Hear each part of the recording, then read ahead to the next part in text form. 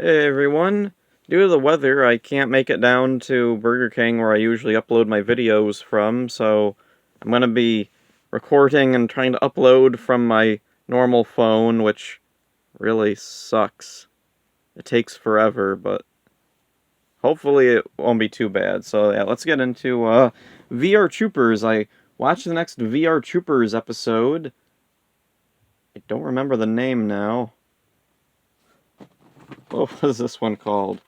Um, Nightmares, isn't that creative?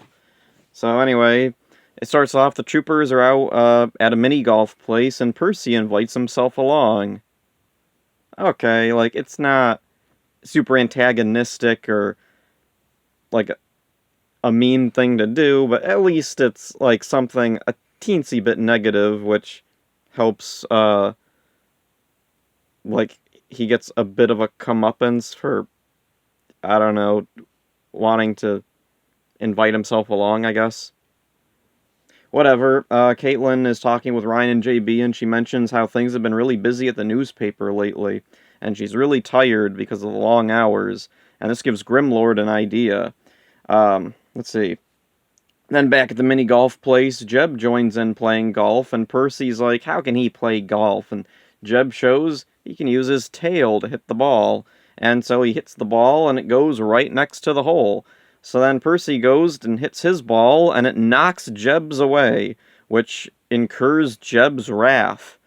While Percy isn't looking, Jeb knocks Percy's ball inside the little windmill thing. Percy goes in to get it and gets stuck. Jeb turns on the windmill blades that whack into Percy a bunch of times.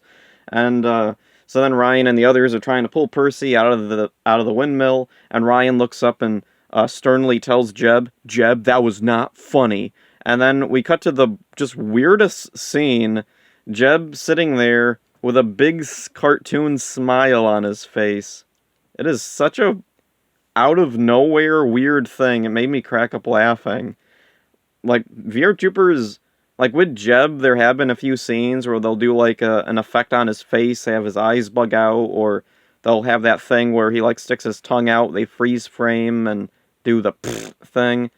But this is the first time where they had like a big smile on him. I think what they did was they gave him like a toy or something to hold in his mouth, and it had a smile on the other side. I seem to remember seeing like some dog toys that had like a big cartoon smile on one side. I think somebody just saw one of those and they were like, oh, we should do this in the show. So anyway, from there, we abruptly cut to Caitlin at the newspaper place having her first nightmare caused by Grimlord. And at this point, we don't know exactly what's causing it. We know Grimlord wanted to give her a nightmare, but we don't know exactly how or what's all going into that. So then, let's see. She's at the newspaper. Percy runs over dressed as the Phantom of the Opera for some reason. Don't know what that's all about. And then everyone she knows starts turning into Scugs, including Percy. She finds JB and Ryan, who are wearing tuxedos with red bow ties for some reason. Surreal nightmare imagery. And then they turn into Scugs too, and everyone is Scugs. She's surrounded. And then she wakes up, and it's a really cool nightmare sequence. I'm always excited when I see a show is doing, like, scenes with dreams or nightmares, because it's always, like, pretty likely that the imagery, at the very least, is going to be really cool. So then we see Grimlord, and he reveals what he's done. Let's see, one of his mutants, Dream Master, can create nightmares. Dream Master is a really weird-looking little villain. He's not like the usual VR Troopers villains we've seen, who are big, bulky robots or monsters without, like, kind of just faceless monsters or big monstery, toothy monsters. Dream Master is a little skinny humanoid with a stone face, just kind of frozen in a neutral expression. In fact, his head kind of reminds me of the Weeping Angels from Doctor Who. I think they were both inspired by similar types of statues, old, like, angel statues, Roman, Greek statues, with short curly hair, kind of a straight face. He has, like, a little flower crown sculpted into his hair. He's just a very off-putting looking monster. And I get the feeling in Metalder, where he came from, it probably leaned a bit more into his disturbing nature more than it does here. Here, they really try their best to downplay his creepiness. So then, yeah, my mustache keeps popping up, itching my nose for some reason. That's, yeah. Now I'm back, and something's just really bothering my nose. I don't know what it is, allergies or something. So anyway, back to the plot summary. Let's see. Okay, so then we cut to Tao Dojo, and it looks like everything's totally normal. We even get, like, the music cue, like, the little scene transition music cue from VR Troopers. Caitlin and Ryan are there with some karate class students, and then, like, very abruptly it turns into a nightmare. It's really cool. I love how they do this. Let's see.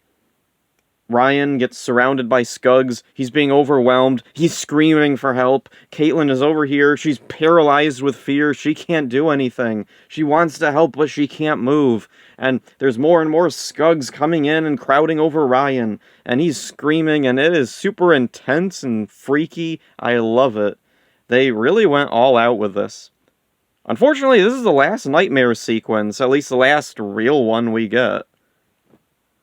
That was really disappointing, because I really liked these nightmare sequences. They were so cool, and they just stop here. Oh well. So anyway, Caitlin is at Tao Dojo, and the others can tell that there's something wrong with her. She tells Ryan and JB that she can't be a trooper anymore. She can't fall asleep. Grimlord is in her head. So then they take her to Hart's lab and use the VR visors to see into her mind. And by doing that, they see the Dream Master, and the Dream Master challenges Ryan. So Ryan goes to face Dream Master alone, while JB stays with Caitlin. And then, let's see, while Ryan goes to fight with Dream Master, Grimlord sends out another monster. So JB has to go take care of it. But he doesn't want to leave Caitlin alone, but Hart assures him that I'll watch over Caitlin. So then JB goes to fight the other monster, who is just a generic monster, nothing really too special or interesting with him.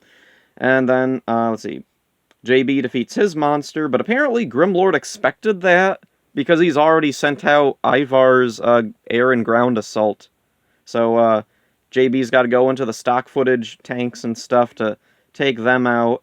And then meanwhile, Caitlin's at the lab, and she wants to help, but she's stricken with fear and self-doubt, and she doesn't think she can do it. And then Hart tells her, put on the VR visor, Caitlin, and so then she puts on the visor, and she sees visions of herself transformed, strong, and capable, and this restores her self-confidence, and now she's able to go join JB and fight off the stock footage. And then, also Ryan defeats Dream Master. Ryan's fight against Dream Master, oddly, doesn't have anything to do with dreams.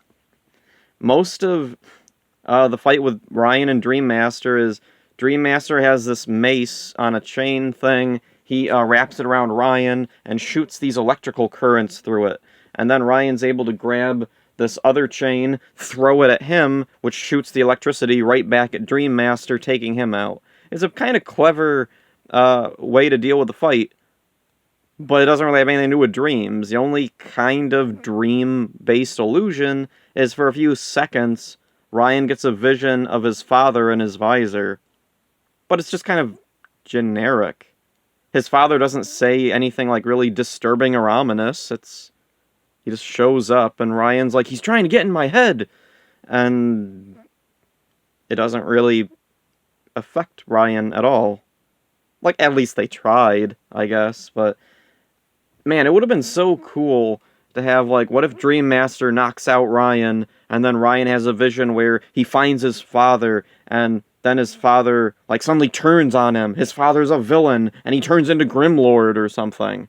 What if Ryan goes back to Hart's lab, and then Hart's a monster? And we all know it was a nightmare, but it would still be, like, really interesting to see stuff like that, but unfortunately, yeah, we don't get anything like that, so yeah. They save the day, Dream Master's defeated, they go down to Tao Dojo, and they finish up their golf game from earlier. Percy comes in, he has his own little portable golf course. Him and Jeb knock golf balls that bounce all over the place. somehow. And then Jeb beats Percy. Percy leaves in a huff. Ryan and JB are laughing. They look over at Caitlin. Caitlin's fallen asleep, and they decide that she has earned this well-deserved rest. So anyway, this episode is a standout episode. Not particularly amazing, but it's definitely a step above the previous episodes. The mini golf course I like. That's a really unique little setting. And I love that scene with Jeb's goofy smile. That was just awesome. Definitely check out this episode. I was trying to find some reference for the picture I draw for every episode. I looked up this episode on YouTube, and unfortunately, quite a few episodes of VR Troopers on YouTube freeze up. When they were uploading the episodes, it would freeze, and they just keep it that way. It's really strange. So trying to watch VR Troopers on YouTube, not a good idea. Go to WCOFun.com, look up VR Troopers there. I don't think the episodes freeze up there. Or go to Internet Archive. Or, I don't know, use a VPN to watch on Netflix, maybe? Let's see.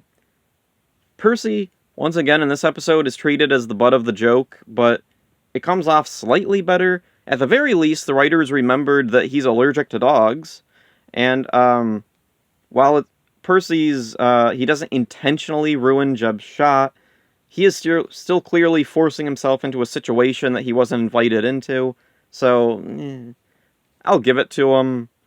It's far better than the last bunch of episodes where Percy is literally just existing and bad stuff happens to him.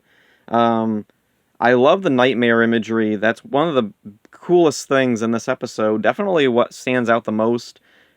And something I really like just in TV shows, media in general, is nightmare scenes and dream sequences, because it gives you such a freedom to explore things that you couldn't normally do in an episode. I love the weird surreal imagery in Caitlin's nightmares. I love the intensity in the second one with Ryan screaming and her freaking out. It's awesome.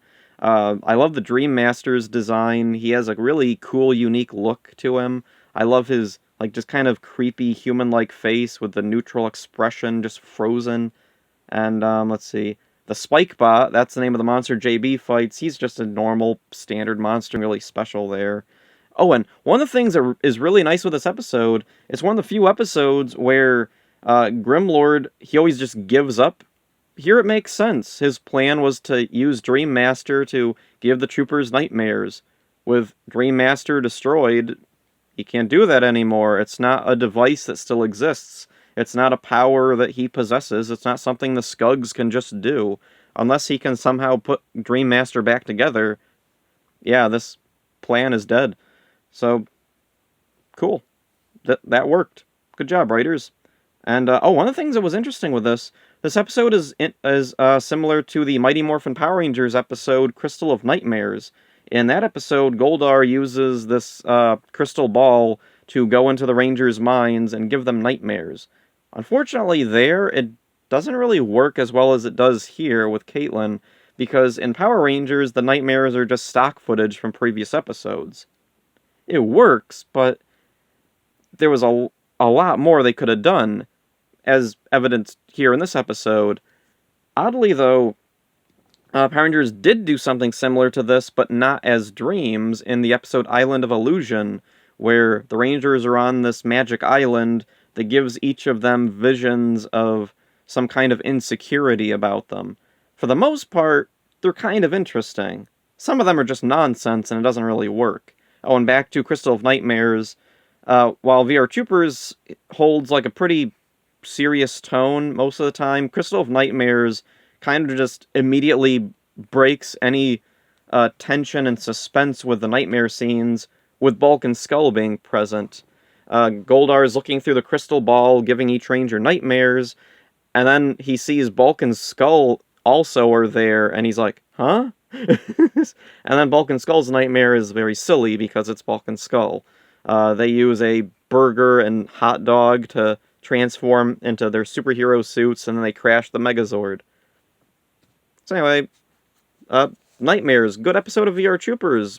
Hopefully, VR Troopers keeps this high quality standard of episodes, and there's one episode left on my DVD set, and then I move on to Volume 2, so that'll be fun. So, that's it for this one. Hope you enjoyed it. See ya.